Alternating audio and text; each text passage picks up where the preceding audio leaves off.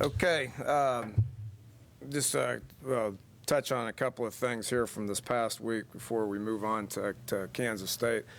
Not happy with how we played on all three sides of the ball. Wasn't we didn't execute very good, didn't coach very good, didn't play with very much effort. What was disappointing, didn't think like any of us handled the situation as good as we could have.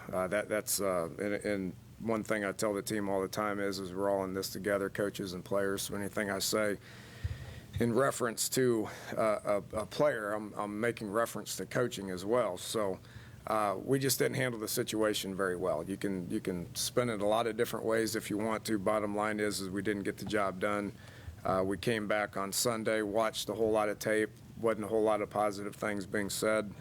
And we need to change the mindset of our football team right now. I think we're a good football team. We haven't had to deal with this in a long time. It's been almost a year since we've had to deal with this, and we've won a lot of games in the meantime. So our job as coaches is to get back to what made us win in all those games, and that's working hard and playing with a tremendous amount of effort and being disciplined, being smart, playing hard, playing fast, and playing physical. So we got our hands full with that this week. We got Kansas State coming to town, who is a top 5 team who's playing really well together on all three sides of the ball. Probably the most disciplined team I've seen in a long time on all three sides of the ball. They're extremely disciplined. They don't make mistakes. They don't make mistakes on any side of the ball. They play with tremendous effort. They play extremely physical football. They have a lot of experience. They're as smart of a football team as I've seen in quite some time as well. We pride ourselves on that as well. They're only getting penalized, I think, 3 times a game, and they're probably top 5 or 6 in the country when it comes to turnover margin. So, not turning the ball over and then creating turnovers on defense is something that they obviously stress. Offensively, it starts with their quarterback. Colin Klein's a tremendous football player. You watch him on tape and you go, we have to stop the run, because between him and their back, Hubert, they rush for 200 and some yards a game between the two of them. And we will work hard on trying to stop the run, and you want to make them pass. And you look at them back there throwing the ball, and it doesn't look very good, but it goes exactly where you want it to go. So they got big play potential outside. They got some receivers that can really run, and you spend so much time focusing on stopping the run that they have guys that make plays on the outside, and they do a great job on third downs. They stay out there, and it's going to be like it was against Maryland. They're going to huddle.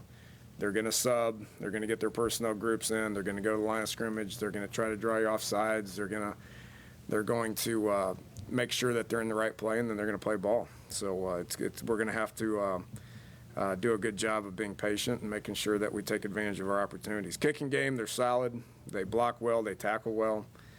They got 2 return guys in Thompson and Lockett that are as good as anybody in the country, both punt returns and kick returns. They're averaging a ton. Their kickers are nearly perfect, averaging 40 yards a kick and a punt, and almost perfect when it comes to field goals and extra points. And then defensively, just really solid on defense. Much of the same guys that they had last year. Great against the run. Arthur Brown's a special football player, number 4, as good as I've ever seen at linebacker from an effort standpoint, from a playmaking standpoint, from a physicality standpoint.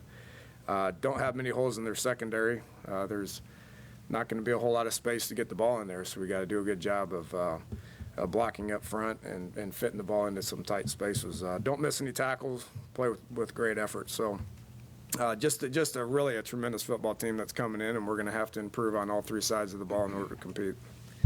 So we'll take some questions from there.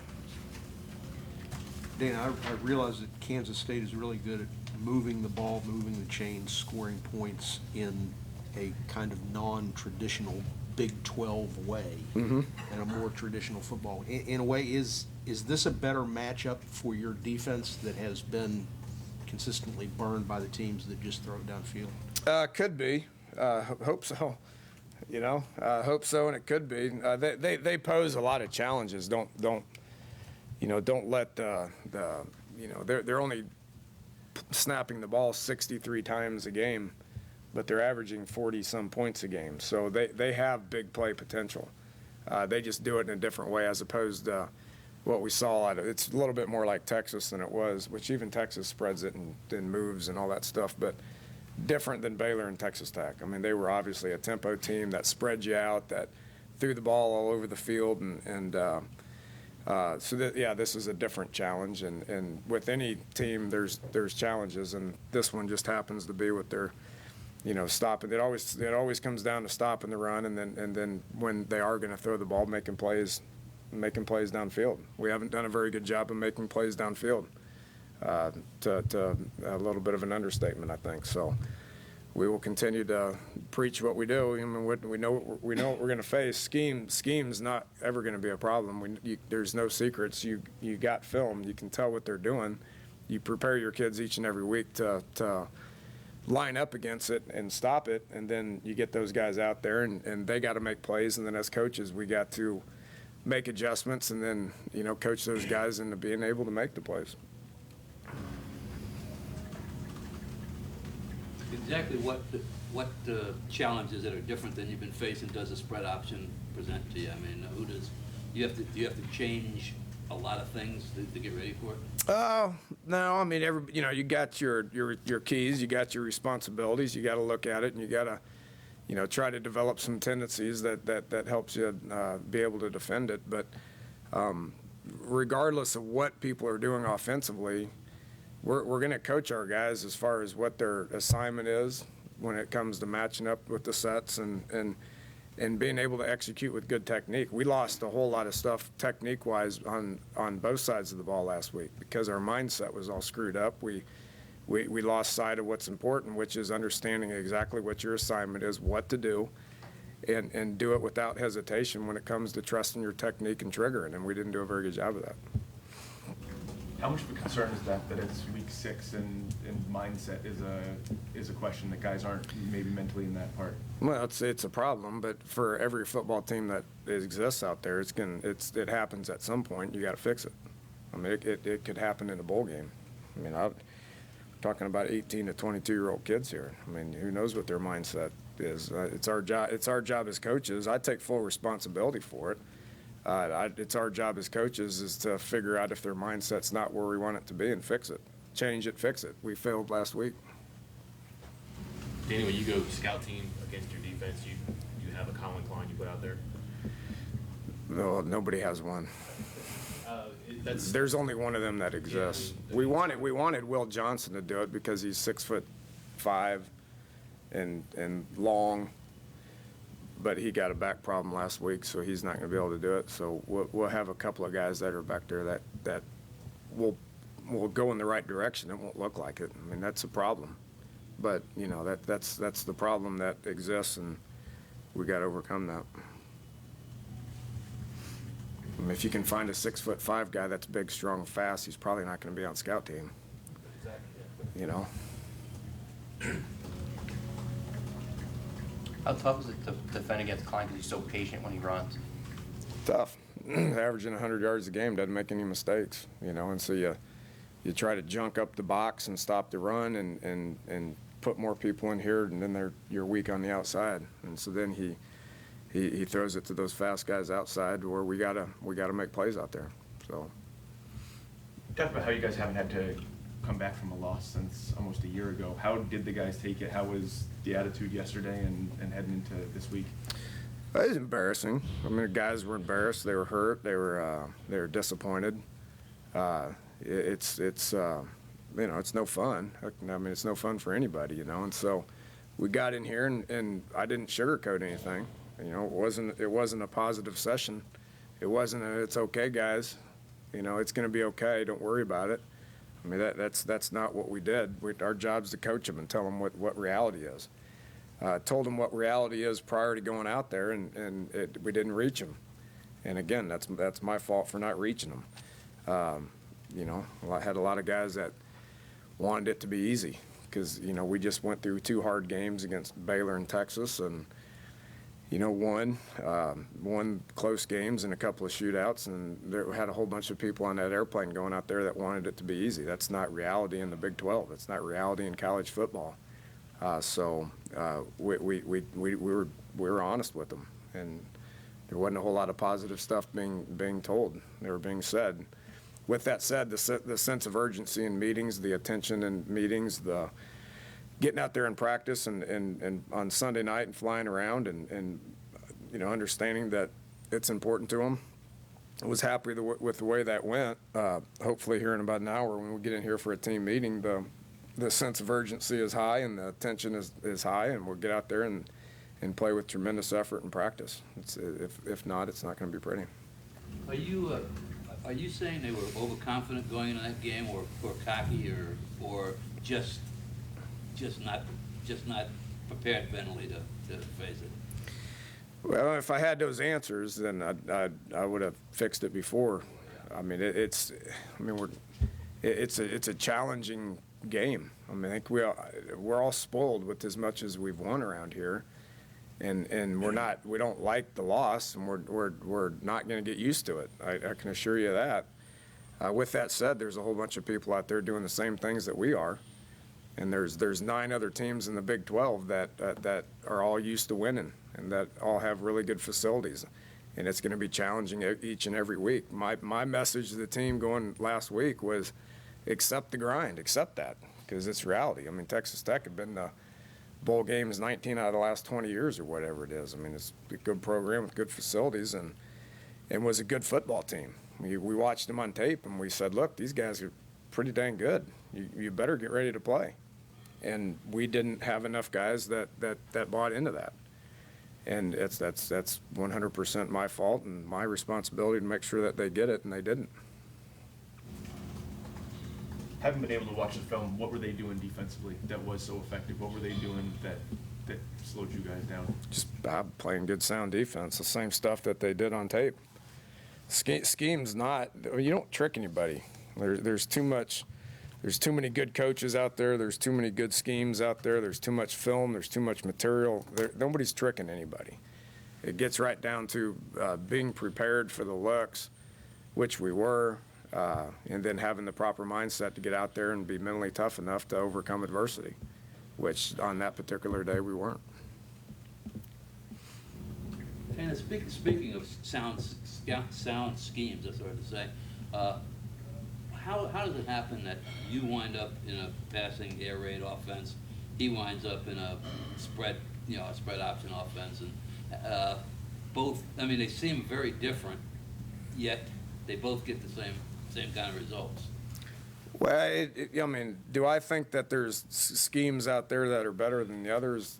Yeah, because that's what we're doing. But does that mean in reality that our scheme's better than somebody else's scheme? No, you gotta believe in something. You gotta commit to something. You gotta do it.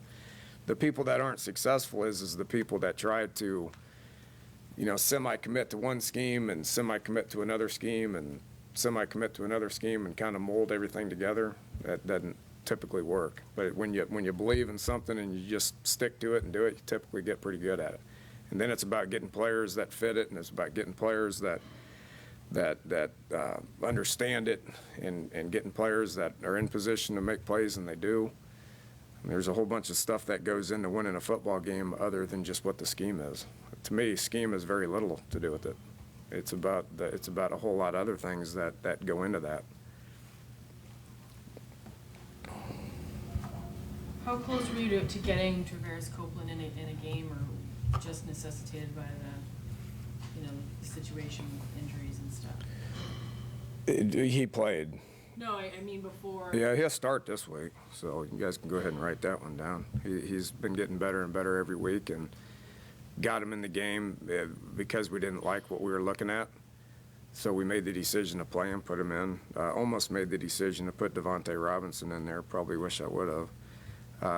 One thing about motivation is I would think that motivation is indicative of playing time. If you like your current situation, you better do what you got to do to make sure that you keep that current situation, or that situation is going to change. So if anybody thinks that they're comfortable in their situation and not doing what they got to do to get extremely good at it, then they're sadly mistaken. Speaking of that, any injury updates that you can give of guys that are either surely out? Broderick Jenkins is out this week. He's got a slight cartilage tear. He'll be back. It's not a. He'll be back. He's out this week. The rest of them are pretty much day to day. We'll look at them and see what they're like out there today. So Copeland would be starting which position? We'll find a spot. Is that group included? Depends on how the receivers do. I mean, one of them's not going to start. I don't know. I say that, but I mean, if Travaris goes out there and doesn't play well this week, then we'll start somebody else. But we made the decision to play them. We put them in the games. We're obviously going to proceed and use him. I don't know if he's going to be the savior. It's not like our offense is that broke. I mean, we've been okay this year. Yeah. I mean, it's all about it's about competition. You know, I mean, Stedman goes down, doesn't play in the second half. Who steps up? Well, we tried some people, and that's the one we settled on. So based on that, then that'd be him. You know, hopefully Stedman's back. Dana, what is it about him? He played a bunch of positions in high school, Travaris, and then it sounds like he could play inside or outside, so he's probably repped at both, and you're reasonably happy with that. That's Yeah. pretty quick and a lot for a freshman. Just quick.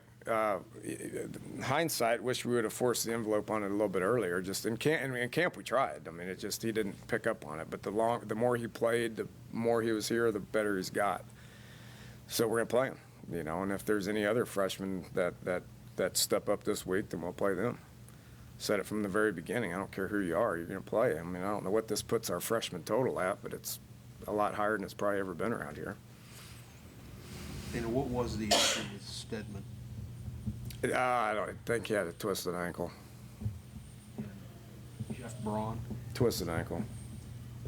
And if Braun is able to go, who's your right tackle? Either Edgar or who's the other guy? Kindler. Yeah, either Edgar or Kindler. And again, that will be indicative of how they practice this week.